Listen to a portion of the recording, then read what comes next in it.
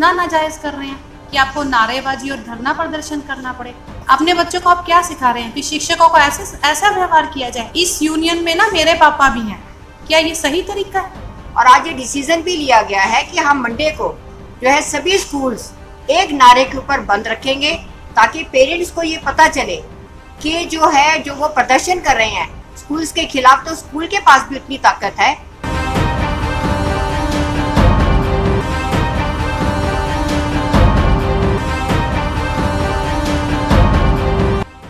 आए दिन शहर के अलग अलग स्कूलों के बाहर हो हल्ला और धरना प्रदर्शन करने वाले अभिभावकों के खिलाफ अब स्कूल संचालक एकजुट हो गए हैं। अब स्कूल संचालक ऐसे अभिभावकों के खिलाफ न केवल पुलिस कार्रवाई करेंगे, अपितु सोमवार 25 अप्रैल को जिला के सभी प्राइवेट स्कूलों को बंद कर उपायुक्त कुरुक्षेत्र को एक मांग पत्र भी सौंपेंगे। दर्जनों स्कूल संचालक आज रेलवे रोड स्थित होटल पर्ल मार्क में इकट्ठा हुए और संयुक्त रूप से सबने फैसला लिया कि सोमवार को वे स्कूल बंद रखेंगे। उन्होंने ये भी फैसला लिया कि इस दिन कुरुक्षेत्र के द्रोणाचार्य स्टेडियम के बाहर इकट्ठा होकर सभी स्कूल संचालक उपायुक्त कुरुक्षेत्र को एक ज्ञापन सौंपेंगे और स्कूल संचालकों के समक्ष आ रही समस्याओं से भी उन्हें अवगत करवाएंगे। इस बैठक में Delhi public school, Saint Thomas convent school, Agrasen public school, Sahara school, Saint Peter convent school, Navyug school, Nivedita school, Trimurti school, OHM convent school, Gem convent school, Shanti public school, Nalanda school, Saint Paul school, Anupam Shiksha Niketan, Rukman convent school, Minerva school, Royal Orange school, Bal Bharti school, Adarsh senior secondary school, JHP school व अन्य कई स्कूलों के संचालकों प्राचार्यों ने भाग लिया।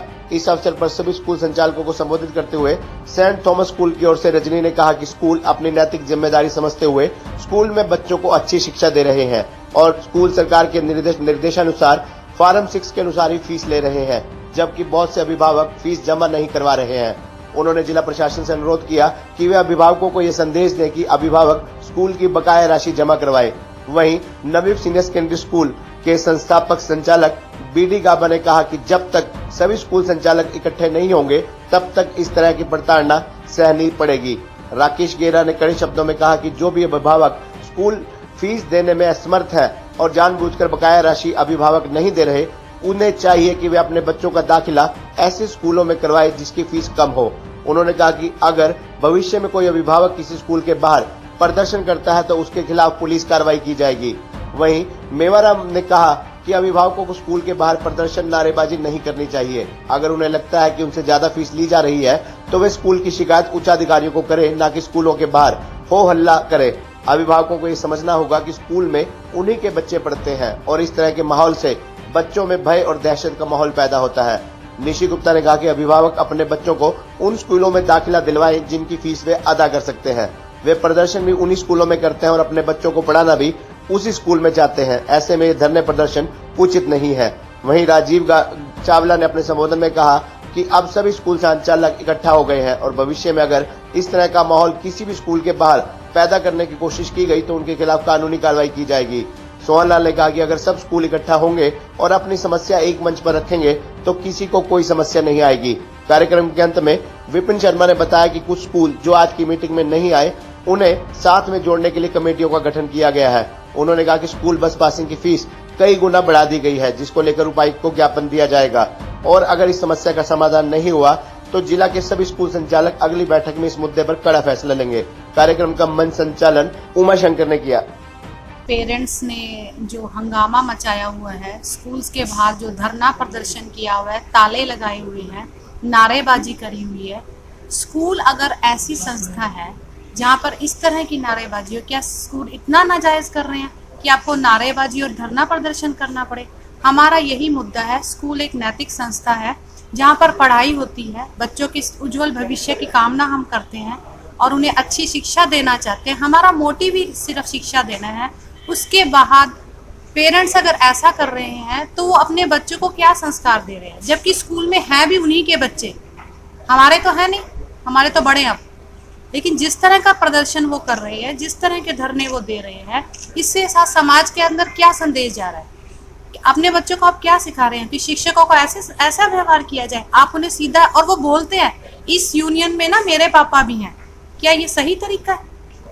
इस तरह की बातें अपने बच्चों में, ऐसे तरह के संस्कार और स्कूल के बाहर इस तरह के धरना प्रदर्शन, मैं इसका बहुत कड़ा विरोध करती हूँ और प्रशासन से मेरी मांग है कि इस पर जरूर रोक लगाई जाए, इसके खिलाफ सख्त कार्रवाई की जाए। भविष्य के लिए क्या रणनीति बना रहे हैं आप, आगे क्या करेंगे? सर मेरी तो ये कोशिश, मेरा तो ये मानना है, अगर मेरी राय ली जाती है, अगर पेरेंट्स का यही रवैया है तो फिर ठीक है, हम स्कूल रहने देते हैं, बंद कर देते हैं। नुकसान किसका है? उन्हीं के बच्चों का। हम तो पढ़ाने के लिए बैठे, हमारा मोटिव सिर्फ बच्चों की पढ़ाई है। इन सब बातों से स्कूल को कुछ लेना देना नहीं है। स्कूल का कोई खर्चा कम नहीं हुआ है और उन लोगों ने सिर्फ फीस को मुद्दा बना लिया है, जो कि फॉर्म 6 के अकॉर्डिंग है। वो लोगों ने क्या मुद्दा बनाया? आप तो ज्यादा ले रहे हो, आपने तो ज्यादा इंक्रीज करा है। फॉर्म 6 को कोई वैल्यू नहीं दे रहे। गवर्नमेंट हमसे कहती है फॉर्म 6 के अकॉर्डिंग लो, हम उसी रूल को फॉलो कर रहे हैं और वो लोग उसी के को कागज का टुकड़ा कह के हमारे मुंह पे फेंक के जाते हैं। उसका क्या मतलब है?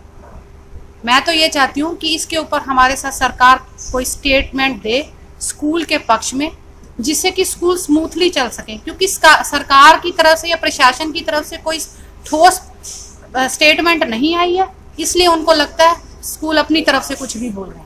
एक ठोस स्टेटमेंट आए जिससे कि स्कूल स्मूथली चल सके। थोड़ा सा ध्यान प्रशासन जो है स्कूल की तरफ भी लगाए, सरकार थोड़ा ध्यान स्कूल की तरफ भी लगाए कि स्कूल किस मुसीबत में से गुजर रहे हैं। स्कूल का कोई खर्चा कम नहीं हुआ, ना उनकी बसों की पासिंग कम हुई बल्कि ज्यादा ही हुई है, ना उनके कोई टैक्स कम हुए, ना उनके बिजली के बिल बंद किए गए। मतलब एवरेज लग के आए हैं बंद स्कूलों के जो इतने ज्यादा थे, सब हमने पे करे। हमें तो गवर्नमेंट ने किसी किस्म का कोई कंसेशन या कोई डिस्काउंट नहीं दिया। पेरेंट्स हमारे हर रोज दरवाजे पे खड़े रहते, ये डिस्काउंट कर दो, वो कंसेशन कर दो। तो हम कैसे चलाएं स्कूल?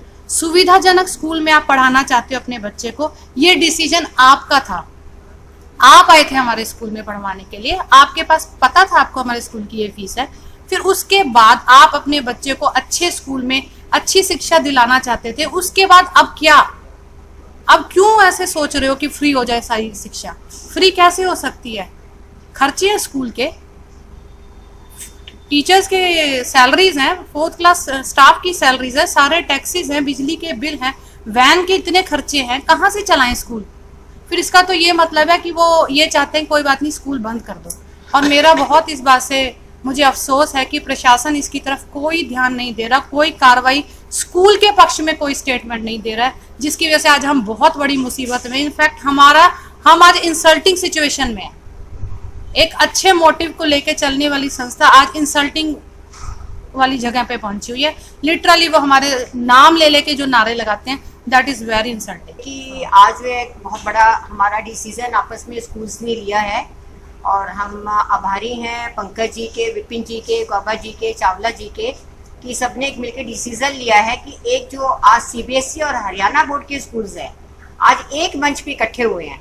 और ये बहुत ही खुशी की बात है कि भी आज सभी की, क्योंकि कॉमन प्रॉब्लम्स हैं सभी स्कूल्स की, चाहे वो सीबीएसई है चाहे वो हरियाणा बोर्ड का है।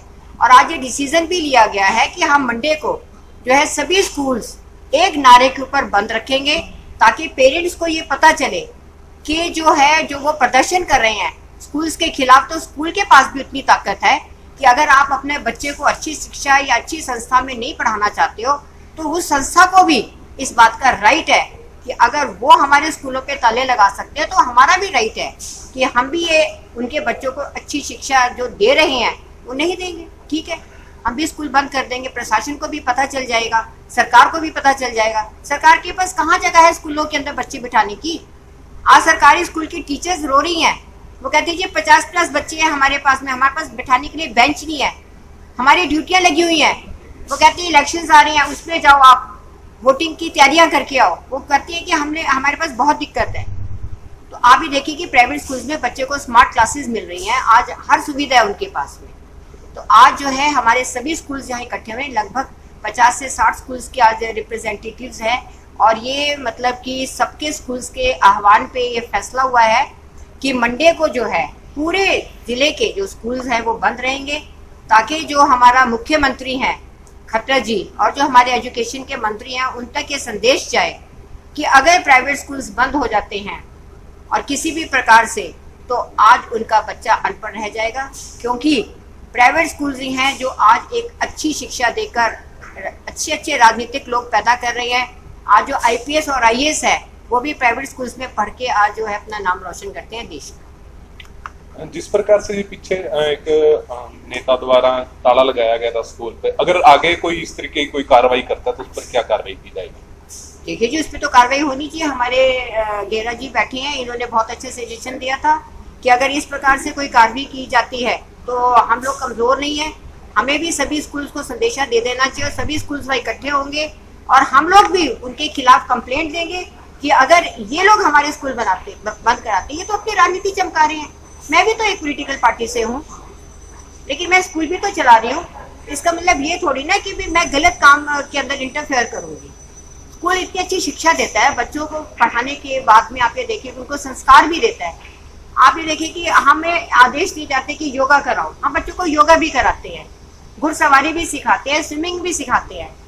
और उसके बाद में राजनीतिक लोग आके हमारे स्कूलों पे अपनी राजनीति चमकाने के लिए ताले जड़ दें, ये बहुत गलत है।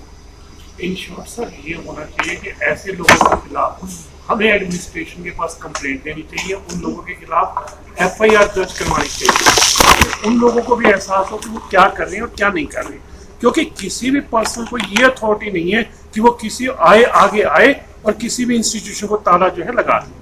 जब तक इन लोगों के खिलाफ स्ट्रिक्ट एक्शन नहीं लिया जाएगा तब तक मुझे नहीं लगता कि इस समस्या का कोई समाधान होगा। अगर कोई प्रॉब्लम है तो मिल बैठ करके उसकी समस्या का समाधान होता है। मान लीजिए कोई पर्सन फॉर्म 6 से ज्यादा फीस ले रहा है, आप DSC में कंप्लेंट कीजिए, हाई कोर्ट में जाइए, सो मेनी ऑप्शंस हैं, आप उसको रास्ता अपनाइए। कोई ताला लगाना कोई समस्या का सोल्यूशन नहीं है।